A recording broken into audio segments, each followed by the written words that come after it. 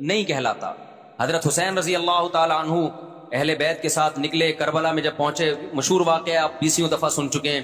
وہاں جا کے آپ کو اطلاع ہوئی کہ وہ خبر غلط تھی، اور عبید اللہ بن زیاد نے ایک پورا لشکر بھیجا سیدنا حسین کہ میرے ہاتھ پہ آپ زبردستی بیعت ہو جائیں.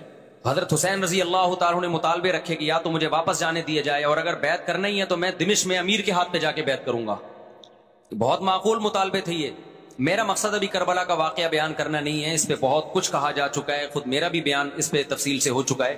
اس کے بعد بھی سیدنا حسین رضی اللہ تعالیٰ عنہ کو مجبور کرنا کہ عبید اللہ بن زیاد جو بدبخت انسان جو قاتل تھا اہل بیت کا، اسی کے ہاتھ پہ لازمی بیعت ہوں، جبکہ وہ امیر بھی نہیں ہے، وہ گورنر ہے ایک علاقے کا.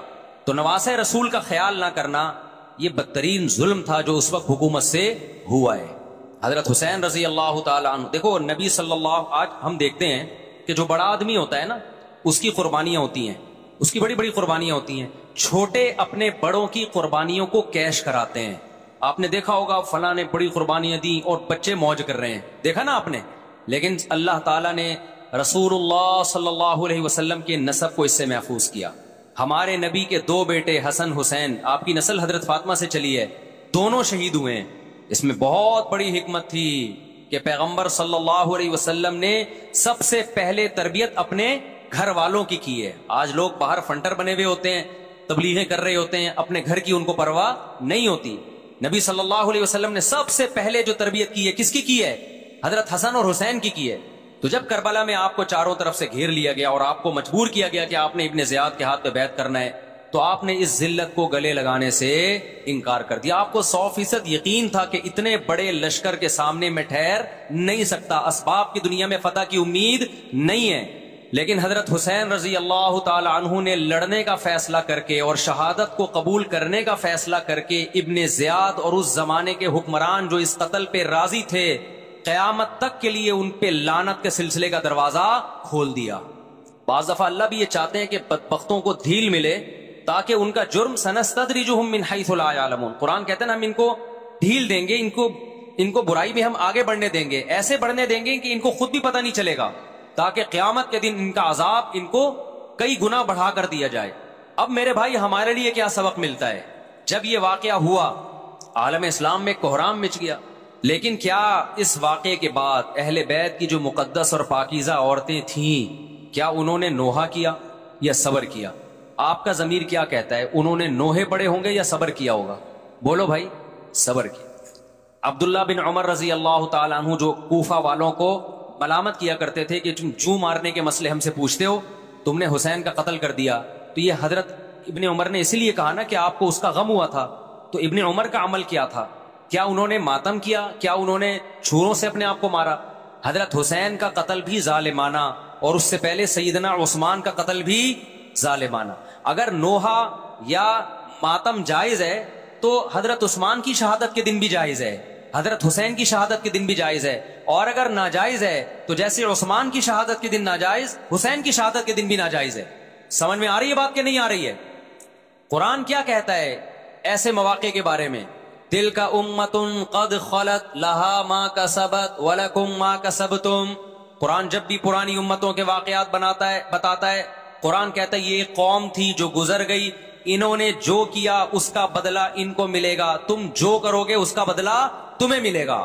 تو ہمیں اللہ نے اس واقعے میں بھی بتا دیا کہ سیدنا حسین کا واقعہ، کربلا کا واقعہ جب سنا کرو تو یہ سوچا کرو یہ قوم تھی جو گزر گئی، جس نے اچھا کیا، حسین ابن علی نے اچھا کیا، ان کو اس اچھائی کا بدلہ ملے گا. اور جو حضرت حسین کے قتل کے حضرت سیدنا حسین کے مبارک خون سے جن کے ہاتھ آلودہ ہوئے، کیونکہ قتل کیا نا انہوں نے، تو لہا ما کسبت، ان کو اس ظلم کا بدلہ بھی ملے گا. تو ہمارا کام کیا ہے؟ ہم نے فالو کرنا ہے حسین کے راستے کو، نہ کہ حسین کے نام پہ ہم نے ماتم کرنے ہیں. حسین کا راستہ کیا ہے جس کو ہم نے فالو کرنا ہے؟ اب میں چند چیزیں آپ کو بتاتا ہوں. سب سے پہلا سبق جو ہمیں کربلا میں ملتا ہے کہ عزت اور دین، ایک طرف دنیا ہے. دیکھو اگر حضرت حسین رضی اللہ تعالیٰ عنہ ابن زیاد کے ہاتھ پہ جا کے بیعت ہو جاتے، آپ کیا سمجھتے ہو بے تحاشا مال و دولت حضرت حسین پہ خرچ نہیں کرتا کیا وہ؟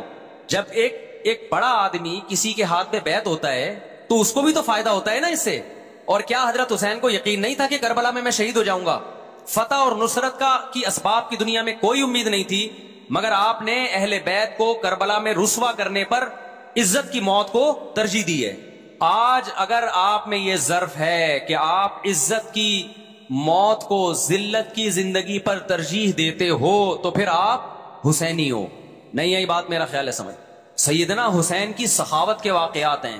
سیدنا حسین باغی نہیں تھے رضی اللہ عنہ۔ پھر جو اہل بیت کا طرز عمل کیا تھا، محرم میں کیا کیا ہو رہا ہے میں آپ کو بتاتا ہوں۔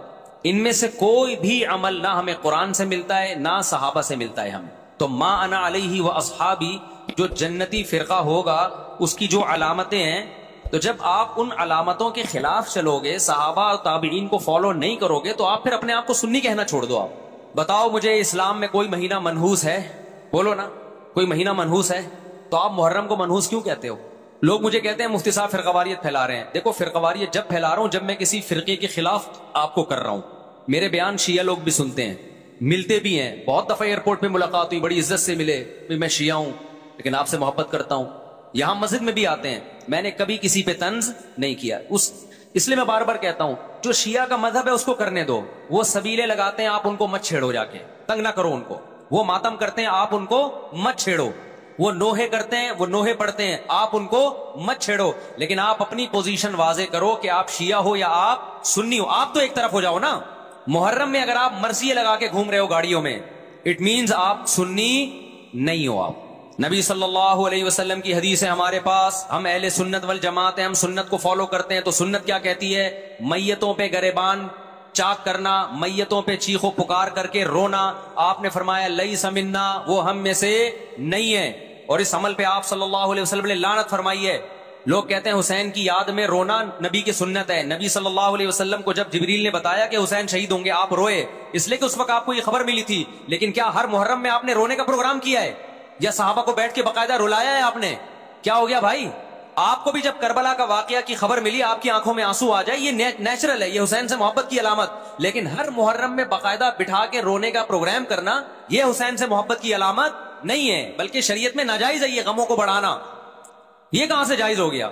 حضرت عثمان بھی تو شہید ہوئے تھے، نبی صلی اللہ علیہ وسلم کے داماد تھے، ان کی یاد میں آپ رونے کو سنت کیوں نہیں کہتے؟ ہماری نظر میں حسین کا قتل بھی بہت بڑا ظلم اور سیدنا عثمان کا قتل بھی بہت بڑا ظلم تھا۔ دونوں مظلوم تھے، دونوں مظلوم شہید تھے، ہمیں دونوں کی شہادت پہ غم ہے۔ لیکن